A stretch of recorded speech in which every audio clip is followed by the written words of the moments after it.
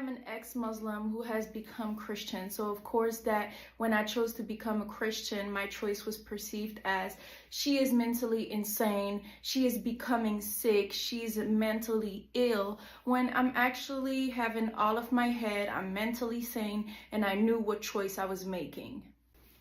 I am an ex-Muslim who has become Christian, so of course that my family decided to block me in all the platforms possible because they do not want me to reach out to them, nor do they want to speak to me because they consider that I have betrayed them, destroyed the family due to my choice. I shared my testimony in French, and a lot of ex-Muslim who has become Christian has left the Islam because of the Quran. Born in a predominant family which is fully Muslim, I was expected to remain Muslim for the rest of my life and just follow without asking any questions. But the truth is, I have in my genetics on my father's side biologically a family which is Christian. So at the end of the day, the choice is personal and the choice is yours. If that is the peace that you find and you have a connection with God, it is the most important. I am an ex-Muslim who has become Christian. Of course that I was told that Allah chose to bring me out of the religion because my heart was not open to genuinely meet him, and that because of that I will never have the right comprehension of the Quran, and that I will never even have an understanding of those same verses that led me to leave, because it wasn't only one part of the Quran, it was so many different parts of the Quran that led me to leave.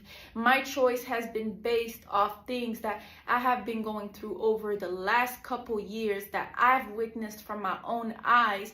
And the fact is, I went to imams, which are like, if I could say it, priests for the Christians, and basically these same imams would tell me, if your heart is not right, like it's not in the right posture for God, then don't lay on your mat to pray and everything. Or if you're not sure about Allah, then you have to not pray. You can't do this. It's being hypocrite. And that's really how I felt. I felt like I was genuinely being hypocrite. And some of these imams, which I brought up some of my questions to, did not have no response for me, because we're not allowed to critically think in Islam. You are not allowed to question God's words, because otherwise you are being led astray and you're becoming automatically an ignorant, when in Christianity God allows you to ask him questions. You got the right to ask him about your purpose. You got the right to ask him, is he asking from you?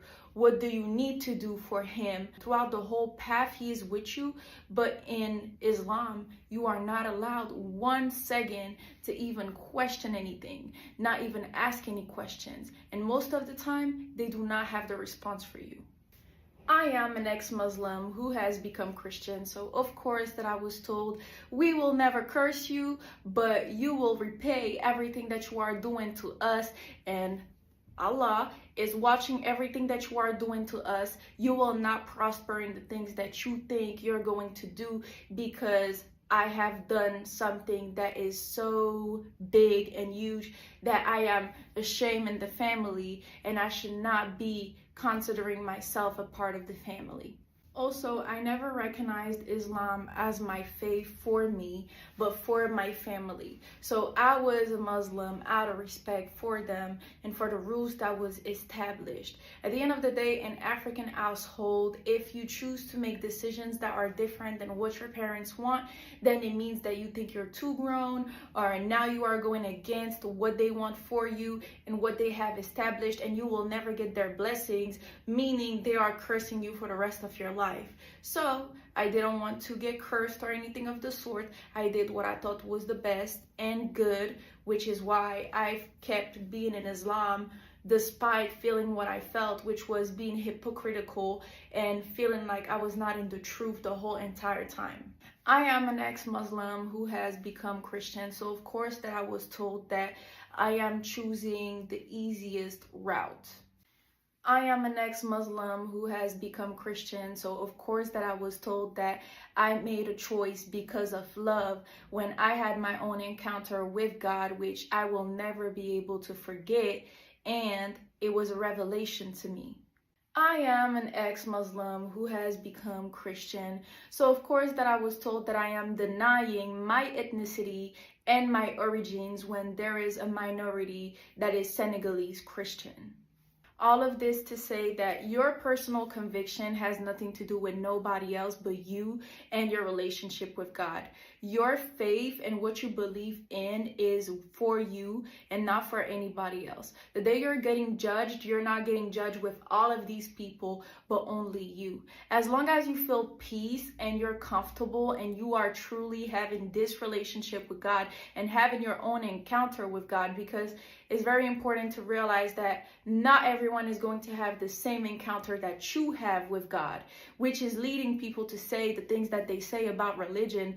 But just like I expressed, it is not right for anyone to persecute you for the choices that you have made if it brings you peace of mind, if you are feeling good, if you are feeling in faith and you are ready and having this fire in you for your religion. And do not try to remain in a religion out of respect and out of love for people that you love, because that is you not being authentic to your true self. That is you kind of prisoning yourself in a cell, but it's only a matter of time until you are going to come out of that cell, because the clock is ticking. Unfortunately, your conviction will not make a lot of people happy, and you have to recognize that God is love, God is well-being, God is kind, God is patient, and anyone that is persecuting you is being used as a vessel to attack you. You have to remember that God